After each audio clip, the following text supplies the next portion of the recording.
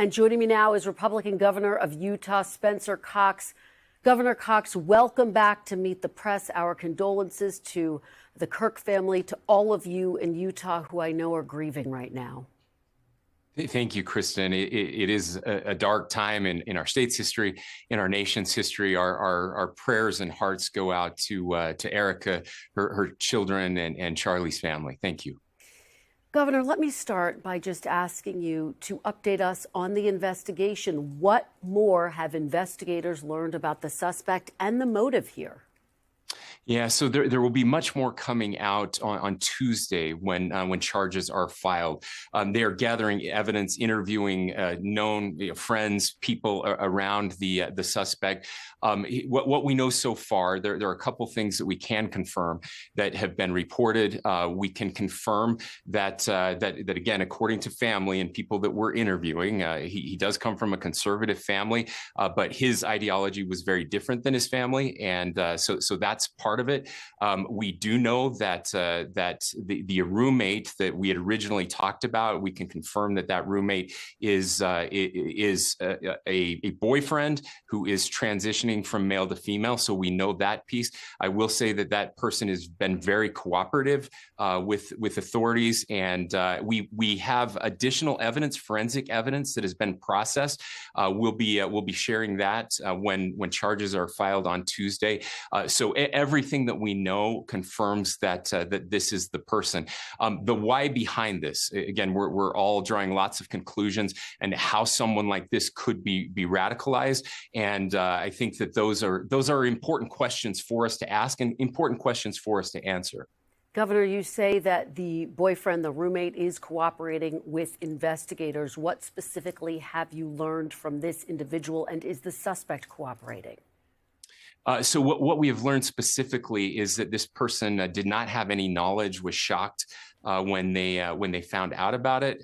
When he found out about it, the suspect has not been cooperating so far, and so we're getting all of this information from family members, again people around the suspect, and then the forensic information that we have, which is confirming everything and more than what we were able to share in that initial press conference. Governor, I want to ask you about something you said on Friday. You said, quote, there was a radicalization that happened in a fairly short amount of time.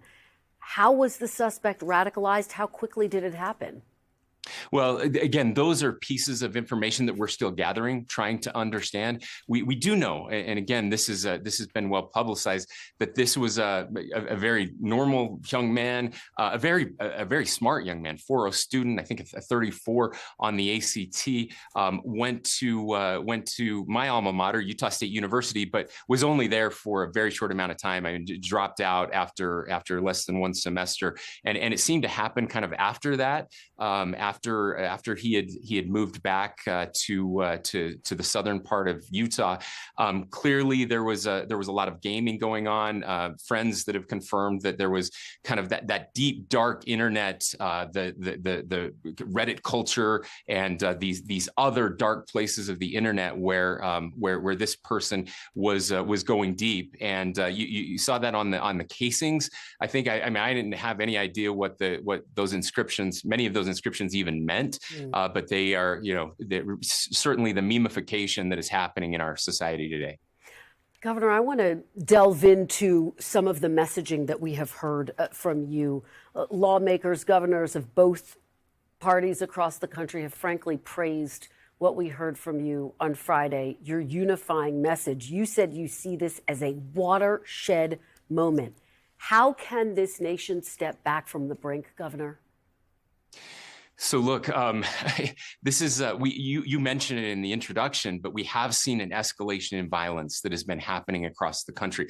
We've had periods like this in our past history. I've mentioned before in the late 60s and early 70s. Certainly, we saw these types of high-profile political assassinations. Another dark time in our history. People keep waiting for somebody to lead us out of this, and I think that's a mistake. I don't think any one person, certainly not a governor. I don't think a president. I don't think anyone can can change the trajectory of this. It truly is about every single one of us. And I can't emphasize enough the damage that social media and the internet is doing to all of us. Those dopamine hits, these companies, trillion-dollar market caps, the most powerful companies in the history of the world, have figured out how to hack our brains, get us addicted to outrage, which is the same type of dopamine, the same chemical that you get from taking fentanyl, get us addicted to outrage and get us to hate each other. I'm seeing it in real time since the tragic death of Charlie Kirk. I'm seeing it in every corner of our society. The conflict entrepreneurs are taking advantage of us, and we are losing our agency, and we have to take that back. We have to turn it off. We have to get back to community, caring about our neighbors, the things that make American great, serving each other, bettering ourselves, exercising, sleeping, all of those things that this takes away from us. Well, Governor, you referred to social media as a cancer on Friday. That's an incredibly strong word. Do you believe that social media played a direct role in this assassination?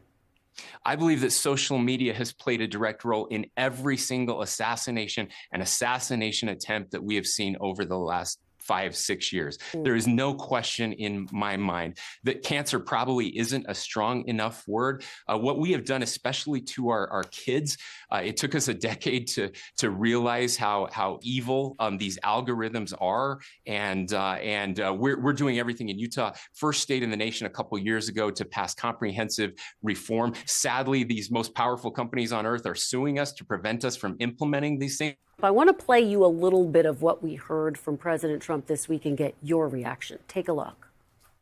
The radicals on the right oftentimes are radical because they don't want to see crime. They don't want to see crime. Worried about the border. They're saying, we don't want these people coming in. We don't want you burning our shopping centers. We don't want you shooting our people in the middle of the street. The radicals on the left are the problem. And they're vicious, and they're horrible, and they're politically savvy. What is your reaction to that message from President Trump, Governor?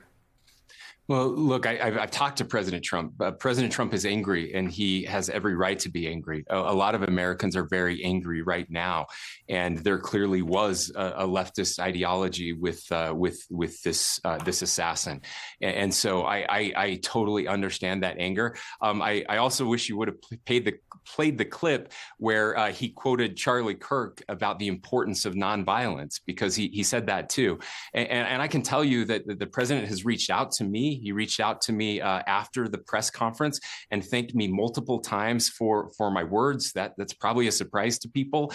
He also, the reason I'm doing these morning shows, I don't do much national press anymore. The White House asked us to come on and to talk about this because they're worried about the escalation that's happening out there.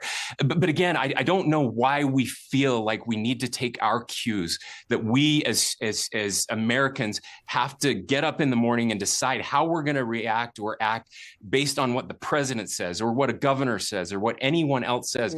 In my conservative philosophy, and quite frankly, in my faith philosophy, we believe in agency. We believe that we are each individually responsible for ourselves.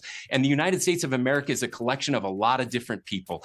And again, no president is going to lead us out of this. It's going to be every single one of us.